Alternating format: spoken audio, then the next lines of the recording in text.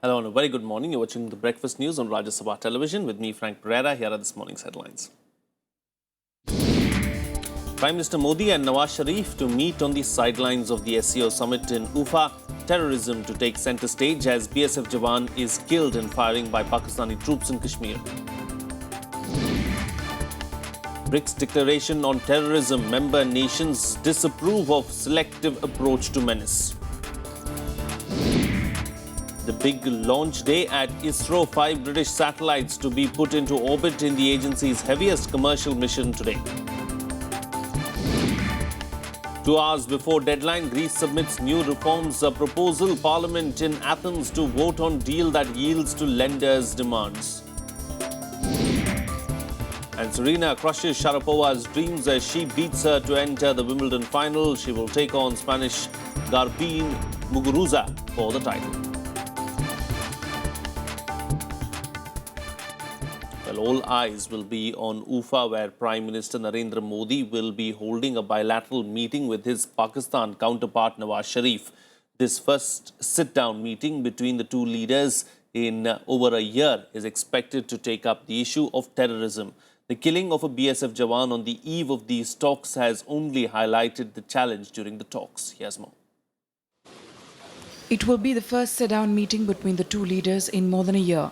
Prime Minister Narendra Modi and his Pakistani counterpart Nawaz Sharif will be meeting today in Ufa on the sidelines of the Shanghai Cooperation Organization Summit. It is a much anticipated meeting considering the recent positive gestures in the relationship that have been strained over the issue of cross-border excesses. The tone for the meet was set last night when Modi and Nawaz exchanged pleasantries during a dinner hosted by the Russian president. आप जैसा कि जानते हैं जब leaders मिलते हैं तो उसका दो तरफ़ा ताल्लुकात के ऊपर बहुत अच्छा असर पड़ता है और कल की जो meeting prime minister Nawaz Sharif और प्राइम मिनिस्टर मोदी के दरमियान होने जा रही है उसका 3 सतहों पर अच्छा असर पड़ेगा। एक बायलैटरल रिलेशंस के ऊपर, दूसरा खित्ते के ऊपर और तीसरा बैनुल अक़वामी सतह के ऊपर। While there is much anticipation surrounding the meeting, Modi is expected to voice concerns over terrorism and other cross-border activities. Officials say the two leaders will be reviewing the relationship and all issues could be on the table. But they also warn that expectations should not be raised from the meeting. Meanwhile, on the eve of the talks, a BSF Jawan was killed in firing by Pakistani troops at a forward border post in North Kashmir. This is the second killing of a BSF Jawan in Pakistan firing in 4 days. I think for India, the challenge is we deal with the tactical situation as is appropriate. I'm sure the BSF and the Indian security agencies who are responsible for maintaining certain levels of control, both on the LC and the IB, will respond in the appropriate manner. But at the politico-strategic level, the very fact that there is a meeting between Prime Minister Modi and his Pakistani counterpart, Mr. Nawaz Sharif, would suggest that perhaps there is some kind of a political framework, because this meeting, as we have been told, is taking place because India had made the suggestion that the two leaders could meet. It is Pakistan army which has been resorting to such provocative actions. Now on the eve of the expected talks between Indian Prime Minister and the Pakistan Prime Minister Nawaz Sharif, this happened. With the latest development and with Modi raising the issue of China's support of Pakistan at the UN or release of 2611 mastermind Zakir Rahman Lakhvi, terrorism is expected to take centre stage in the talks between the two leaders today. Bureau Report, Rajya Sabha TV. Well, joining me for a chat live from Ufa right now is our correspondent Akhilesh Suman. Akhilesh, thank you for joining us on the program. Good morning. As far as, this crucial day is concerned, a much anticipated meeting is expected between Prime Minister of India, Narendra Modi, and the Prime Minister of Pakistan, Nawaz Sharif. What's the agenda as far as these talks are concerned? What's on the table?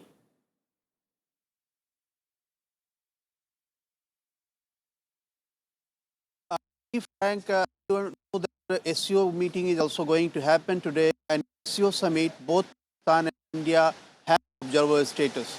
So it is not natural that Prime Minister and Prime Minister of Pakistan should meet, because both are going to get the full membership, and the process of the full membership is going to start from today evening. So it takes some time, maybe when the SCO meeting might take place in India. At that time, India and Pakistan both will have full membership. This is the second conglomeration of in Pakistan. Both will be having the equal status. So Prime Minister Narendra Modi has very calculatedly offered to talk to Prime Minister Nawaz Sharif, because SCO, there is a security is one of the major SCO. Another major issue is connectivity. Security and connectivity are both connected with Pakistan for India, because Pakistan is the country which can give us connectivity to Central Asian countries, to Russia and Europe. It is in a way gateway of the West for us. And that way, India needs to talk to Pakistan. And the same way, security situation in Pakistan also depends that what is happening beyond Pakistan. So Afghanistan, the whole Middle East, Pakistan in a way is. So Prime Minister Narendra Modi has made the right step. He wants to talk to Nawaz Sharif, and naturally both the things, connected to terrorism, will be an agenda. Other than that, the trade is going to be a major agenda, because both Prime Minister wants trade should increase between India and Pakistan, and I think that is going to be some away in that situation. Though we can expect too much, you see the Pakistan military regime, how it reacts, it is really very unpredictable, Frank. And also, Akhilesh, the killing of a BSF Jawan on the eve of these talks, how is it going to impact the talks between the two Prime Minister, or for that matter, even complicate the talks as such?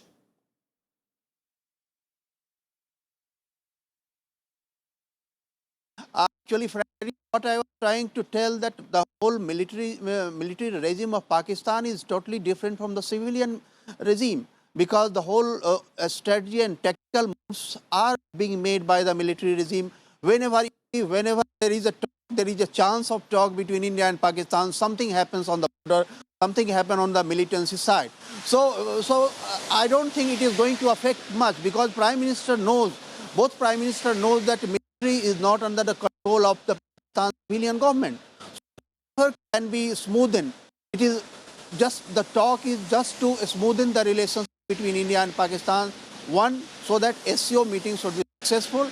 SCO meeting is a platform for engagement between India and Pakistan, along with Russia, China, and other Central Asian countries. So Prime Minister doesn't want any tension in the SCO. It is going to be important regional conglomeration in the coming days. And another, that he understands well that it's to Nawaz Sharif what he can do between India and Pakistan. So I think it is going to impact much. All right, Akhilesh Suman, we'll have to leave to that. Thank you so much for joining us there with those details from UFA this morning. Moving on now, the BRICS nations have disapproved of selective approach to terrorism. Prime Minister Narendra Modi said that there should be no discrimination between the sponsors or groups or targeted nations.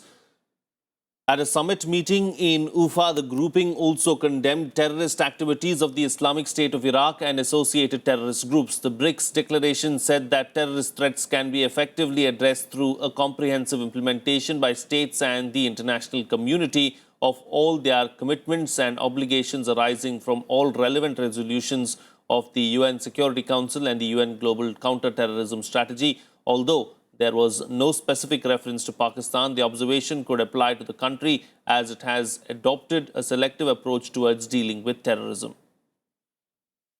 होकर के इसके विरुद्ध लड़ना चाहिए, बिना समूहों और देशों, स्पॉन्सरर्स तथा टारगेटेड कंट्रीज के बीच बिना विभिन्नता किए हुए यह हमें ब्रिक्स में यूनाइटेड नेशंस और उसके सिक्योरिटी काउंसिल तथा अन्य कमेटी में करना चाहिए.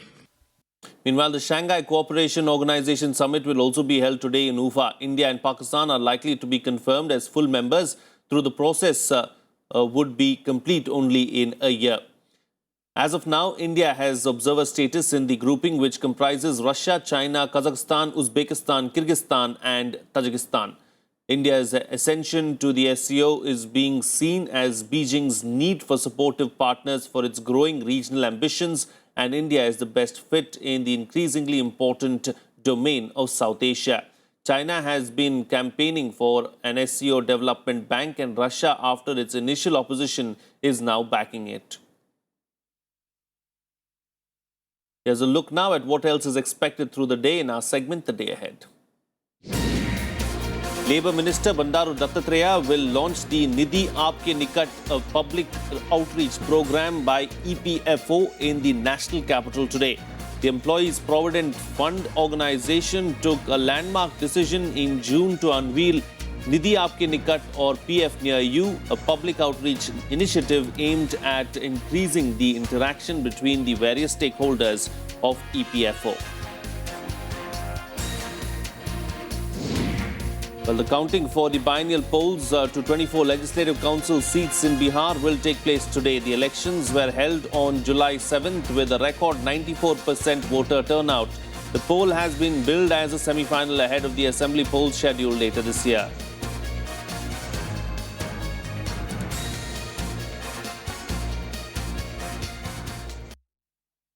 It's time for a quick break now, but after that, ISRO is all geared up for its heaviest commercial launch today. That and other news on the other side. Stay tuned, we'll be right back.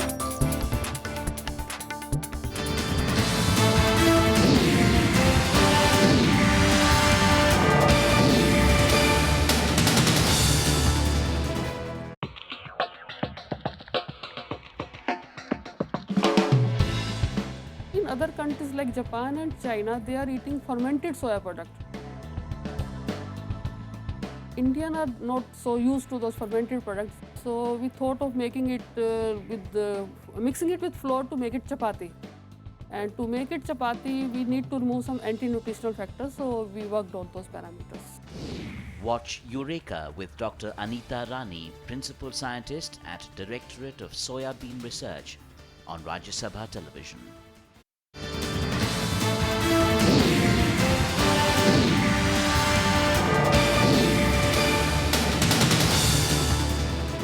Welcome back. You're watching Rajya Sabha television. Well, the Indian Space Research Organisation will launch its heaviest commercial mission today that would put 5 British satellites on board PSLV C-28 from the Satish Dhawan Space Centre at Sriharikota. The 62.5-hour countdown began on July 8th. ISRO's workhorse would lift off the 44.4-metre tall PSLV XL version and would put it into orbit. 5 satellites with the overall mass of 5 satellites about 1,440 kilograms. This launch becomes the heaviest commercial mission ever undertaken by ISRO and its commercial arm, Antrix Corporation. This is a commercial launch and we are launching 5 of the satellites for UK, Surrey Technologies. So this is the 5th dedicated launch for commercial purposes, and this is also the heaviest of the commercial payloads we are carrying. Meanwhile, India and US have signed the Foreign Account Tax Compliance Act to help detect and discourage offshore tax evasion. The act is aimed at combating possible tax evasion by Americans through financial entities of other countries.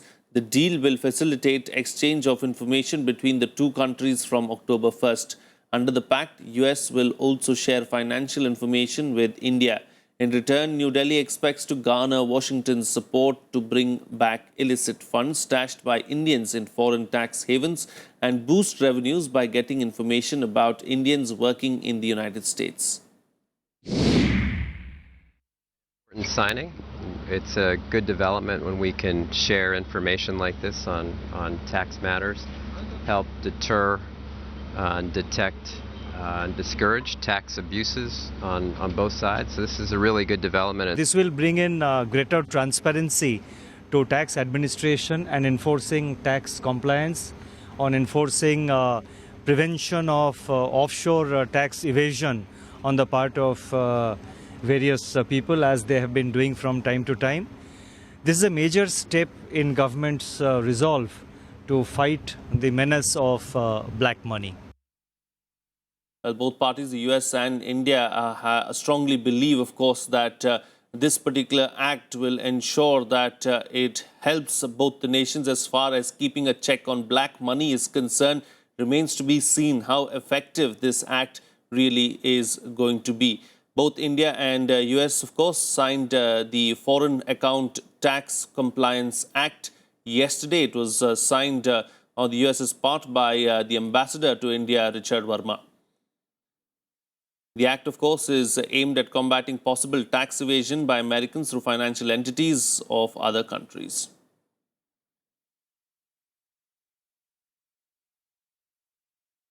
Well, the deal will facilitate, of course, the exchange of information between the two countries from October 1st. It doesn't come into effect immediately. It will take about a couple of months' time before it really comes into effect. Under the pact, the US will also share financial information with India. And in return, of course, India, or rather New Delhi, expects to garner Washington's support to bring back illicit funds stashed by Indians in foreign tax havens and boost revenues by getting information about Indians working in the United States. Well, joining me for a chat this morning to talk about this is Himanshu Vatt, Senior Editor of the Economic Times. Very good morning, Himanshu, and thank you for joining me on the program. As far as the Foreign Account Tax Compliance Act is concerned, both countries have finally signed this particular act. How is it going to impact these two countries? See, the primary impact is going to be for American citizens. This is 5-6 years ago, the US government came up with this act. And the idea was that all the US citizens in different parts of the world, some of them, the Revenue Service of US thought were not paying their taxes. So what this act actually does is it makes it mandatory for all financial institutions who want to do any kind of business in US to report the transactions of US citizens as well as their spouses. So the key driver of this act is to make sure that nobody violates the tax laws of USA. There have been some resistance. Many countries didn't want to do it because one way to look at it is that you are using the infrastructure of institutions around the world for US tax purposes. So for example, Russia resisted, but then the Russian banks and institutions who wanted to do business in USA, they put pressure on their government to do it. For India, it's a two-way thing. US, of course, will get all the information they want, and because the Indian government is very keen to crack down on black money, so we hope that US will provide some of our information also. It's also going to make it difficult for an NRI who is in USA to invest in India and not declare it in US. So globally there's a trend to put an end to these tax havens and tax avoidance systems and make the whole world transparent. Indeed. And what is it that India is really expecting from the US apart from just this information give and take?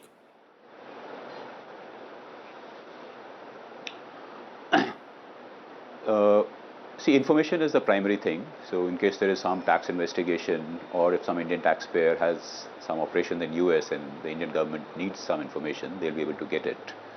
More than that, there are also moves to have a global treaty where every country would be a signatory and one can access each other's financial information. So that is what will really put an end to black money in various countries as well as terror funding. So these are things which are pretty high on the agenda of all major countries. So all in all, it's a very strong step towards tax compliance and prevention of black money. But the key thing is going to be the global pact, which is still around 2 or 3 years away. Negotiations are still on. But this is one very big step. Many countries, I think 70, 80 countries or more around the world have signed this pact from US. And so far this is under US pressure for US tax compliance. The next step is a global thing where every country will gain much more. Sure, indeed. All right. A major step as far as tax is concerned. Thank you so much, Himanshu Vatt, for joining us on the program and putting things into perspective for us. Well, it's time for another quick break now, but after that, the US says that it is in no hurry for an Iran nuclear deal. That and other international news coming up. Stay tuned, we'll be right back.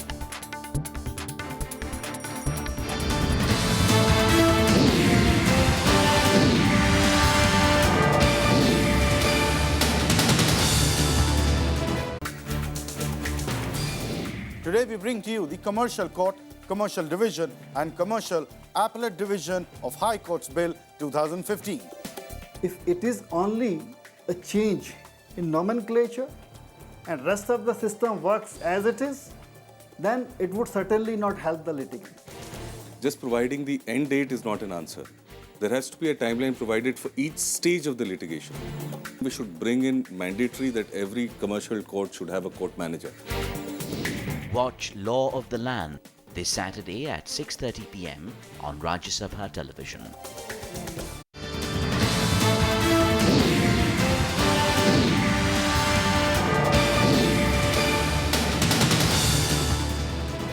Welcome back. You're watching Rajya Sabha television. Well, faced with the imminent collapse of the country's banking system and the spectre of economic catastrophe and social unrest, Greece has yielded on the sticking points that led to collapse of previous talks on a new rescue plan. The government submitted economic reform proposals to try to secure a further bailout from its creditors. Here's the story.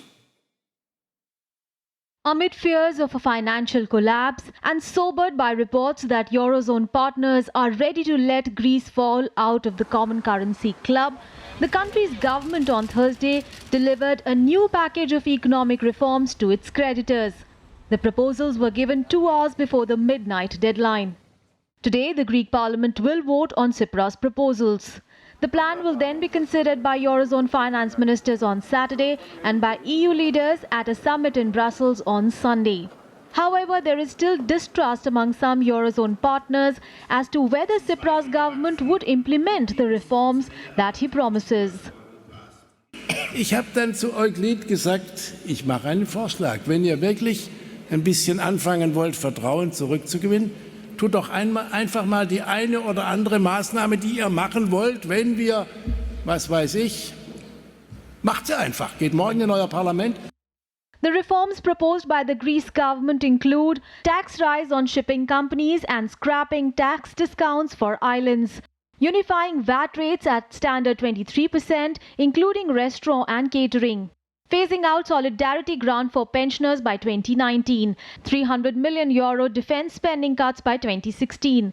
The government also plans to withhold more tax from state salaries and pensions. The program of spending cuts and tax increases is aimed at securing at least an additional $55 billion from the creditors to keep the economy afloat for the next 2 years. The realistic proposal from Greece will have to be matched by an equally realistic proposal on debt sustainability from the creditors. Only then will we have a win-win situation. Greece has been in an economic freefall since Tsipras last week called for a snap referendum on the austerity measures demanded as a condition for new talks with the creditors on a third bailout. The country's fate would now be decided at a special EU meeting at the weekend, in which Euro leaders will decide whether the new proposed deal is sufficient to launch negotiations on a third bailout and releasing some funds to keep Greece afloat. The country is seeking €53.5 billion as part of a new bailout package and restructuring of its huge debt burden. Bureau Report, Rajya Sabha TV. US Secretary of State John Kerry has said that America and other major powers are not in a rush to reach a nuclear agreement with Iran. However, he has warned that the wait for the deal cannot be indefinite. This came after the deal missed 2 deadlines. Meanwhile, Iranian Foreign Minister Mohammad Javad Zarif said that they are working hard for a deal, but it will not be a rush job to get the job done. Now, the pace at which sanctions are lifted is a major issue at talks in Vienna. Pressure is mounting on world powers and Iran to reach a deal on its nuclear program and avoid the issue becoming bogged down in the US Congress. Congress has 30 days to review any agreement as long as it receives the text by midnight Washington time today. Failing that, the review period will be 60 days, which will delay the lifting of US sanctions. But let me assure you, we would not be here continuing to negotiate just for the sake of negotiating. We're here because we believe we are making real progress toward a comprehensive deal. But as I have said many times, and as I discussed with President Obama last night, we are not going to sit at the negotiating table forever. Moving on to some sports news now. World number 1 and 5-time champion Serena Williams brushed aside 4th-seeded Maria Sharapova to set up a Wimbledon final against Spanish 20th seed Garbine Muguruza for the title on Saturday in what will be her 25th final at the majors. Here's a report. Serena Williams powered into her 8th Wimbledon final as the world number 1 maintained her 11-year mastery of Maria Sharapova with a 6-2, 6-4 demolition on Thursday. Maria Sharapova, Serena Williams, up and running with the early break. Williams took just 79 minutes to blitz Sharapova off centre court with 13 aces and 29 winners as the 5-time Wimbledon champion secured her 18th career win in 20 meetings with her bitter rival. It will be her 25th Grand Slam final as she eyes a 21st major title. Miss Williams. So another one for Serena Williams and Sharapova also. Well, it's never easy to beat such a great player who's had such a wonderful career. I don't know. Whenever you play someone that you know has beaten you before, you really get really focused, I think. And that's what I do. Whenever I know I have to play Maria, I have to be focused because she wasn't the best in the world for no reason. The 5-times champion is now one match away from reinforcing her stranglehold on the women's game by holding all 4 Grand Slam titles at the same time.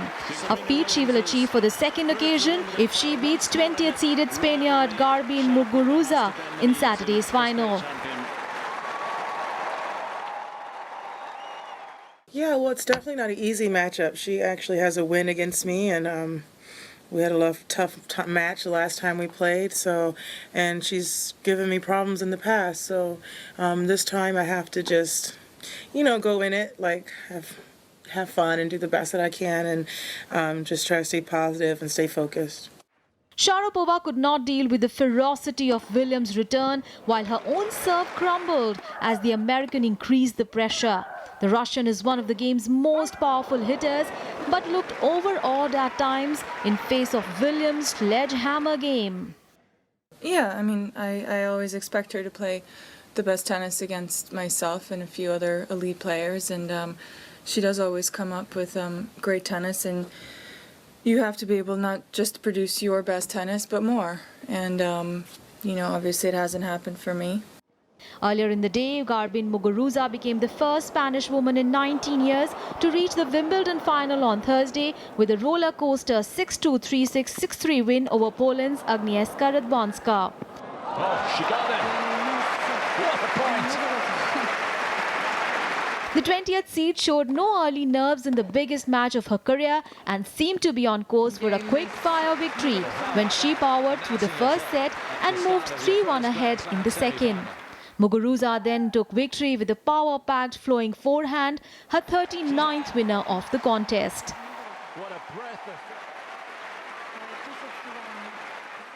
You work all your life to achieve Grand Slam final, so to be in this situation, so it's like a dream, like a present after the hard work. Radwanska, the 2012 runner-up, had not faced a player inside the top 20. Good from Radwanska. A beautiful point. That battle-hardened edge shone through on centre court as the 6-feet Muguruza unleashed 12 winners to Radwanska's 4 to claim the opening set. Radwanska then raced through the second set, having collected 5 games on the trot. Yeah, the ball was rifled back at her, but she held firm, and she's taken the second set. The 21-year-old goes on to tackle 5-time champion Serena Williams in Saturday's final. Sanchez Vicario was the last Spanish woman to make the final at the Wimbledon in 1996, while Conchita Martinez was the last champion in 1994. Bureau Report, Rajya Sabha TV. Well, that's it on this edition of the Breakfast News. Have a nice day.